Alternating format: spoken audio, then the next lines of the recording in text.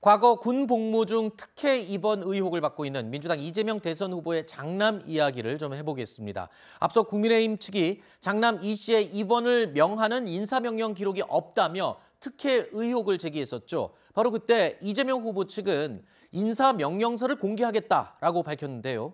결과 먼저 말씀드리면 공군에는 해당 인사명령서가 없는 것으로 확인이 됐습니다. 공군에서 받은 자료들을 살펴보면요. 이 씨 소속 부대가 상급 부대 입원을 위한 인사명령 요청 공문을 보낸 건 맞지만 그 보낸 시기가 문제입니다. 2014년 9월 4일이었는데요. 그런데 공문에는 입원한 날짜가 그보다 훨씬 전인 7월 29일로 표기되어 있었습니다. 즉, 인사명령이 없는 상태에서 입원을 먼저 했다는 이야기죠. 또 한 달여의 시간이 흐른 뒤에서야 인사명령을 요청한 셈입니다.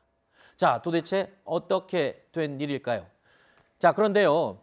특혜냐 아니냐를 판가름할 잣대였던 인사명령서가 없는 상황에 대해서 민주당 선대위 측에서는 이런 해명을 내놓았습니다.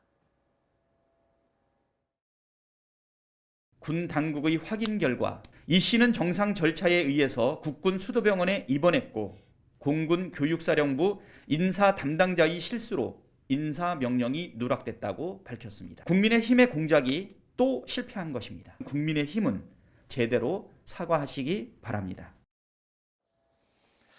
자, 천 위원장님, 네. 이 부분을 어떻게 이해해야 할까요? 일단 확실한 건 이겁니다. 공개하겠다던 인사명령서는 없는 거죠. 없는 거고요. 네. 근데 신청은 했던 기록은 남아 있습니다. 근데 그나마 그 신청조차 입원을 먼저 하고 나중에 이 명령서를 신청을 했다.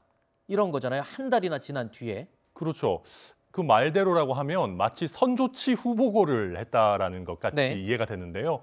근데 이게 무슨 교전 상황이나 급박한 상황도 아니고 어떤 해당 그 장병이 입원을 하는 문제를 선조치를 하고 후보고를 할 수 있는 사안이 당연히 아닙니다.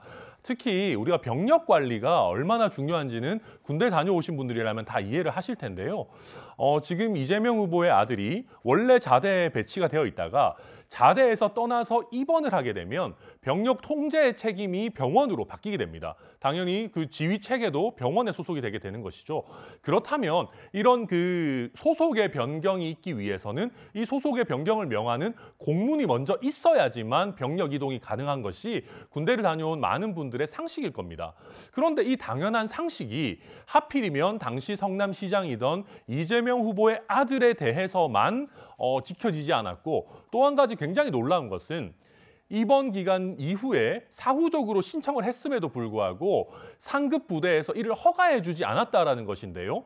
그렇다면 입원 명령이 없는 상황에서 어떤 그 소속된 부대를 이탈한 것이 되고, 법률적으로 본다면 결국 탈영과 거의 다르지 않은 형태의 행태가 있었다는 것인데, 이것에 대해서 민주당이 마치 아무런 문제가 없었던 것처럼 사소한 실수인 것처럼 치부하는 행태가 저는 더더욱 이해가 가지 않습니다.